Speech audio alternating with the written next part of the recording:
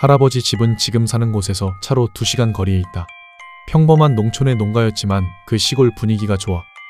고등학교 때부터 오토바이를 타고 자주 찾아가곤 했다. 갈 때마다 할머니와 할아버지는 늘 반갑게 맞아주셨다. 하지만 마지막으로 찾은 건 고3이 되기 직전.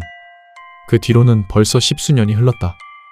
여기서 알아야 할 것은 내가 그 집에 가지 않은 것이 아니라 가지 못한 것이다.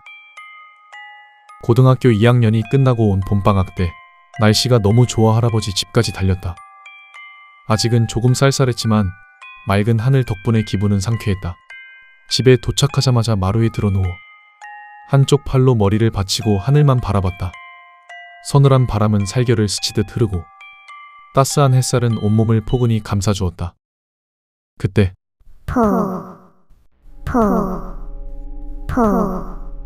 하고 묘한 소리가 들려왔다. 기계음 같은 게 아닌 사람이 입으로 내는 소리 같았다. 그것도 포인지 보인지 구별이 잘 안 가는 그 중간쯤 되는 소리였다. 뭔가 하고 두리번거리던 중 울타리 위로 챙이 넓은 새하얀 여자 모자가 올라와 있는 것을 발견했다. 울타리 위에 모자가 걸려있는 것이 아니었다. 모자는 그대로 옆으로 움직였고 울타리에서 한 여자가 모습을 드러냈다. 여자의 몸이 울타리에 가려 보이지 않았을 뿐 모자는 그 여자가 쓰고 있었던 것이다. 그리고 그녀는 모자와 같은 색의 새하얀 원피스를 입고 있었다. 하지만 울타리의 높이는 2m가 넘었다. 그보다 더 크려면 그녀의 키는 도대체 얼마나 되는 걸까? 나는 아무 생각 없이 멍하니 그 뒷모습을 바라보다가 결국 그녀는 시야에서 사라지고 말았다. 그리고 동시에 소리도 함께 사라졌다. 그때는 대수롭지 않게 넘겼다. 밑창이 두꺼운 구두나 힐을 신었을 수도 있고 혹은 키 큰 남자가 여장을 했을지도 모른다고. 그날 오후 논에서 돌아온 할머니, 할아버지와 얘기를 나누다 문득 그 일이 떠올라 말했다. 아까 엄청 큰 여자를 봤는데 남자가 여장이라도 한 걸까? 그러자 할아버지는 심드렁하게 아, 그러냐? 하고 넘기셨다. 근데 울타리보다 키가 더 컸어. 모자를 쓰고 포 하면서 걸어 다니더라. 내가 그렇게 말하는 순간 두 분의 표정이 굳어버렸다. 할아버지는 몹시 흥분하며 언제 봤냐? 어디서 봤냐? 키는 얼마나 컸냐? 다그치듯 물어보셨다. 내가 대답을 끝내자 할아버지는 옆방으로 가서 누군가에게 전화를 걸기 시작했다. 무슨 대화인지는 들리지 않았다. 하지만 내 앞에 앉아있던 할머니가 떨고 있는 건 분명했다. 잠시 후 전화를 마친 할아버지는 방으로 돌아와 말했다. 오늘 밤은 자고 가야겠다. 아니다. 무슨 일이 있어도 집에는 못 간다. 나는 필사적으로 생각했다. 대체 무슨 잘못을 저지른 걸까? 하지만 곰곰이 떠올려도 이유는 없었다. 그 여자는 내가 찾아간 게 아니라 그저 그녀가 마음대로 나타난 것뿐이었으니까. 할아버지는 급히 나갈 채비를 하더니 누구를 데려와야겠다 는 말만 남기고 차를 타고 떠나셨다. 남겨진 나는 조심스레 할머니께 물었다. 무슨 일이냐고? 그러자 할머니는 말했다. 내가 팔척 귀신에게 홀린 것뿐이고 할아버지가 어떻게든 해주실 거니 아무 걱정하지 말라고. 할머니는 할아버지가 돌아올 때까지 팔척 귀신에 대해 조금씩 들려주셨다. 이 근처엔 팔척 귀신이 있다고 한다. 덩치 큰 여자의 모습, 이름 그대로 키는 팔척, 약 240cm, 그리고 낮게 울려 퍼지는 포 하는 남자 같은 웃음소리. 사람마다 본 모습은 조금씩 달랐다. 상복 입은 젊은 여자, 기모노 차림의 노파, 혹은 작업복을 입은 중년. 하지만 공통점은 있었다.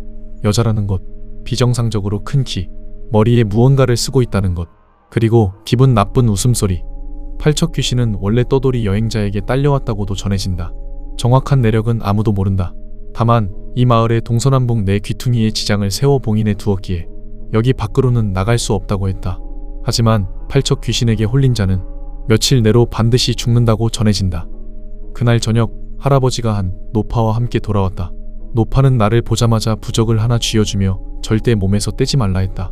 그리고 곧장 2층 빈 방으로 올라가 무언가를 준비했다. 잠시 뒤 나도 불려 올라갔다.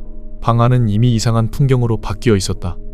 창문은 전부 신문지로 가려져 있었고 그 위엔 부적이 붙어 있었다. 방 구석마다 소금이 수북이 담긴 접시, 나무 상자 위엔 작은 불상, 심지어 요강 2개까지 놓여 있었다. 할아버지는 무겁게 입을 열었다. 곧 해가 진다. 잘 들어라. 내일 아침 7시까지 절대로 이 방에서 나오면 안 된다. 나도 내 할머니도 널 부르는 일은 없을 거다. 누가 불러도 나오지 마라. 7시가 되면 그때 나오도록 해라.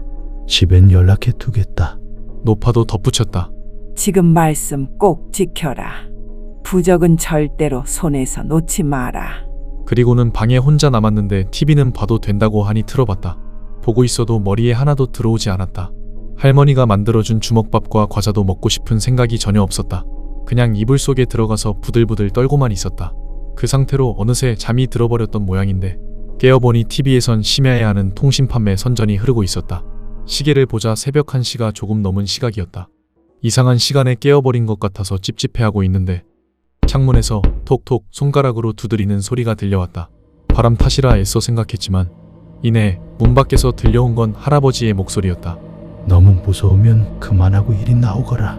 순간 나도 모르게 문을 열 뻔했지만 할아버지가 한 말이 떠올라서 금방 손을 멈췄다. 그러자 또 목소리가 들렸다. 왜 그러냐? 너무 힘들면 이리 나와라. 분명히 할아버지 목소리였지만 할아버지가 아닌 것 같았다. 이유는 알 수 없었다. 왠지 그럴 거라 생각했는데 그럼 누굴까라는 생각이 드는 순간 온몸에 소름이 돋았다. 방구석에 둔 소금 접시를 보니 쌓아둔 소금의 윗부분이 까맣게 변해 있었다.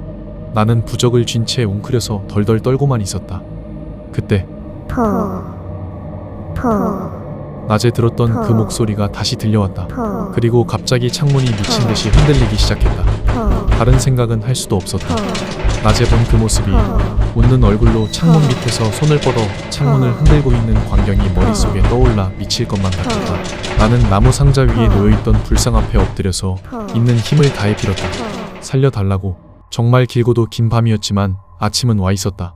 눈을 뜨자 켜두었던 TV에서는 아침 뉴스를 하고 있었다. 화면 구석에 표시된 시간은 7시 13분. 창문을 두드리는 소리도 그 목소리도 더는 들리지 않았다. 나는 어느새 기절했었던 것 같았다.